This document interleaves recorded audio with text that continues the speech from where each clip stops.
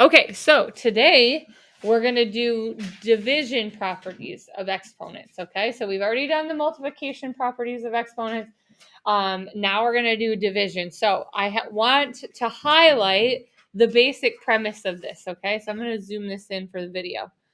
So the idea is, right, division is written as a fraction most of the time. So if you have 4 to the 5th, a base of 4, over 4 to the 3rd, it really means you have 4 multiplied by itself 5 times as the numerator, and the denominator is 4 multiplied by itself 3 times.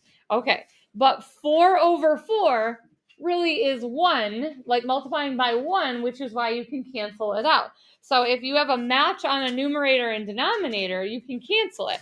So you can cancel each set here for 3 sets, leaving you with only 2 4s at the top, right? 4 times 4, leaving you with 4 squared.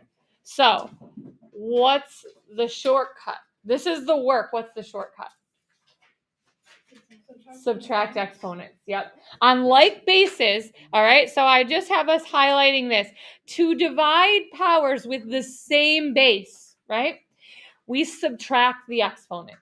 That's the shortcut that we get to use because someone came up with a property, and that's now something we can, instead of showing all that work out every time, we get to use the property. And so algebraically, that works for, letters and stuff as well. Okay, so that's the main idea. Let's start with this first one. So this first one, where it gets a little more challenging sometimes, and it's hard to see this, so I'm going to write it again. This part A says x to the 5/2 over x to the 2 power. So since you have the same base of x, you get to keep that base, and it still works even with fractions. So 5/2 is really 2.5, right? So if I take 2.5 and I subtract 2, what am I left with? A half.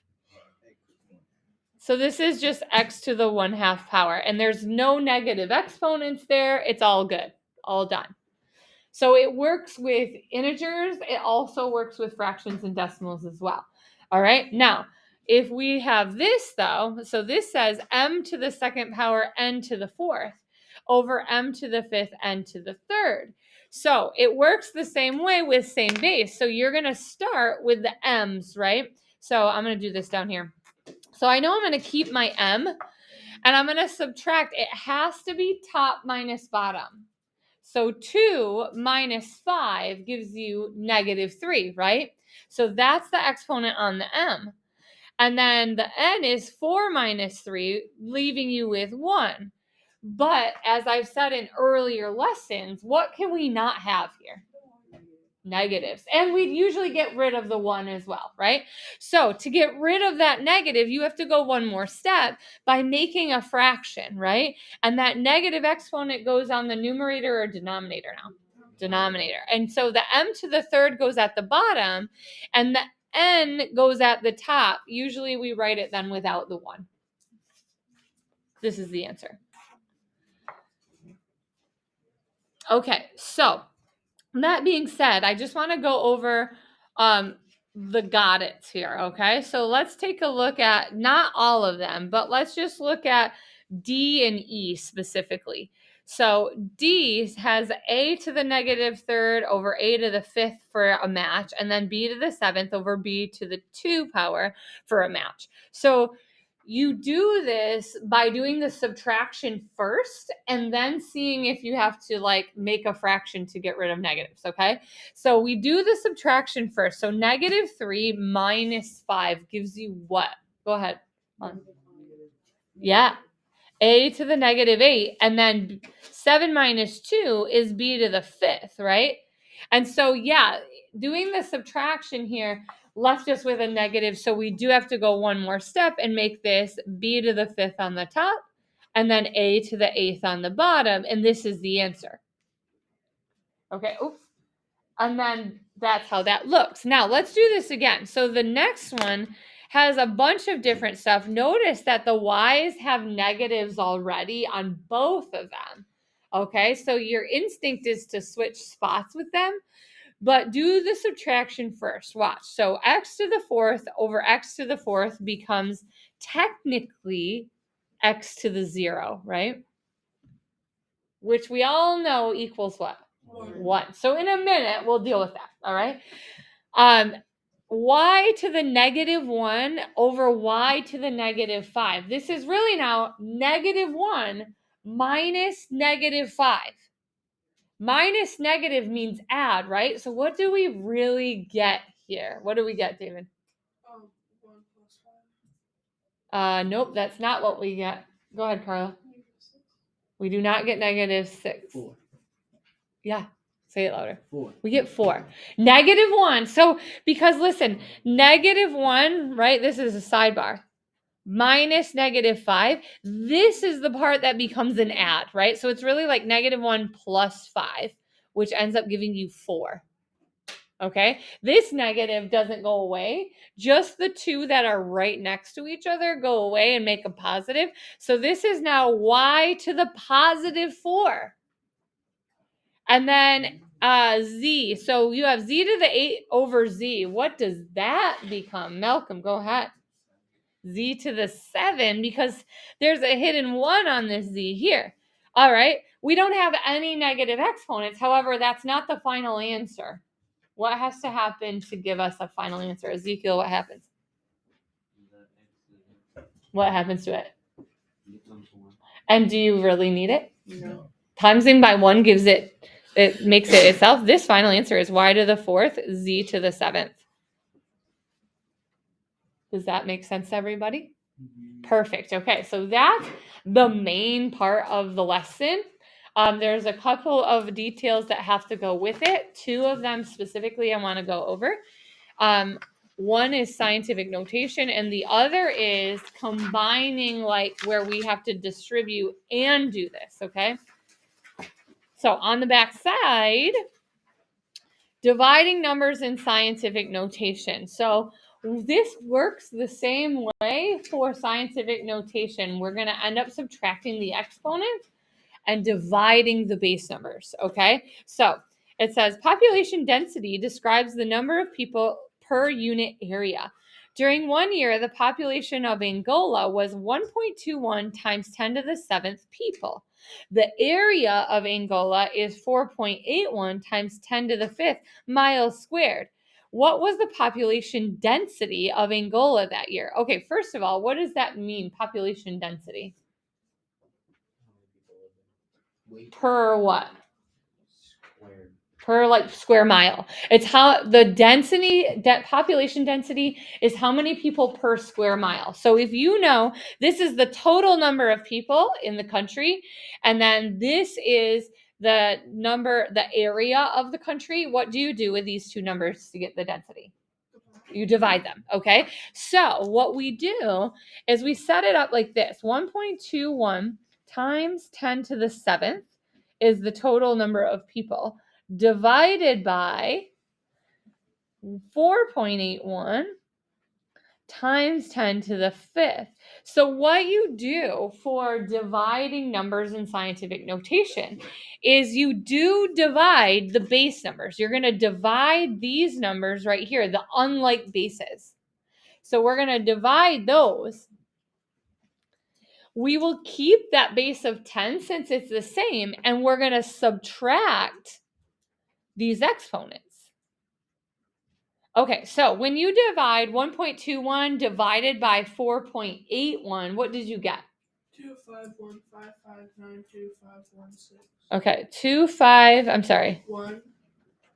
155925516.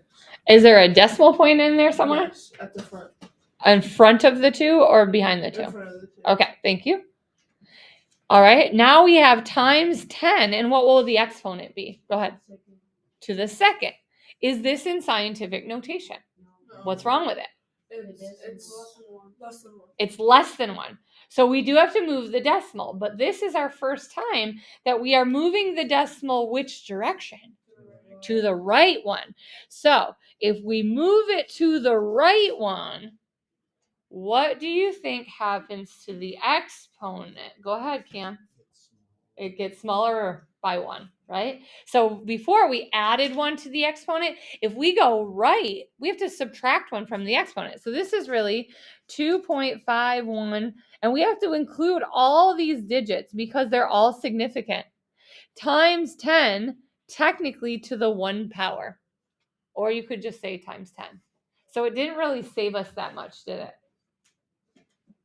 Right? So if we had put this in standard form, right? How many spaces would the decimal move out? 1. So what this is telling you is there's about 25 people per square mile. Is that pretty populated or not very populated? Not very populated, right? So that's what that means.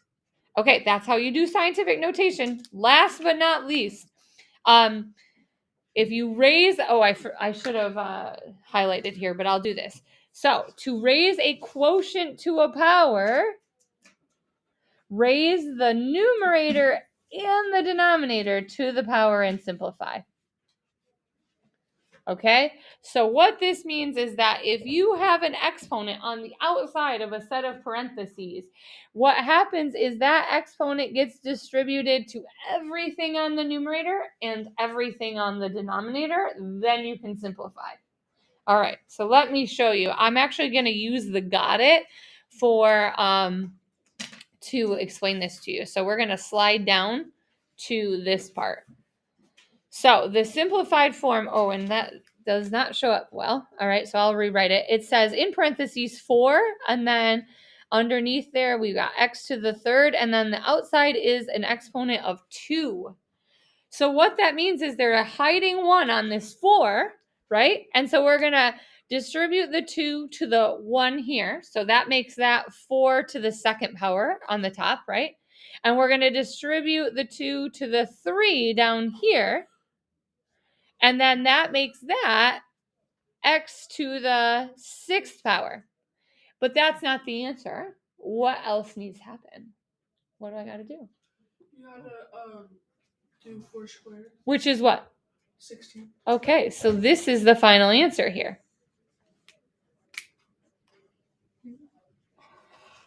Okay, and then the last thing is what happens if it's negative, though? All right, so here's the last part. What happens if you have this and you've got a negative exponent in there? So for the video, because it's hard to see, I'm going to rewrite it. It says 2x to the 6th on the top, in parentheses, and then y to the 4th on the bottom, and then the exponent on the outside is a negative 3. So first and foremost, the one major thing that gets forgotten is that 2 is separate from the x to the 6th. There's a 1 on this 2 hiding.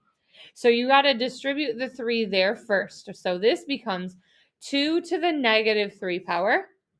Distribute it to the 6 here. So you got x to the negative 18. And you distribute it to the y to the 4th on the bottom. So you have y to the negative 12. Okay, so is there anything that are like terms that I can subtract right now? No. So you have to, your only option is to start simplifying. So we know that negative exponents that are on the top need to drop to the bottom. What happens to the negative 1 that's on the bottom? Move it to the top. So this is really, if I flip this around, it's y to the 12th on the top, 2 to the 3rd on the bottom, and x to the 18th. And then the last move is to simplify that 2 to the 3rd power. What is it? 8. It's 8. So it's y to the 12th over 8x to the 18th is your final answer. And that's it for now. We've completed all of the properties of exponents. Okay, so today what we're going to do as our assignment on here is not all of it. Okay, we're going to do 7-5 practice. We're going to do 1 through 14. And then we're going to do 19 and 20. That's what we want to do. 1 through 14 and 19 and 20.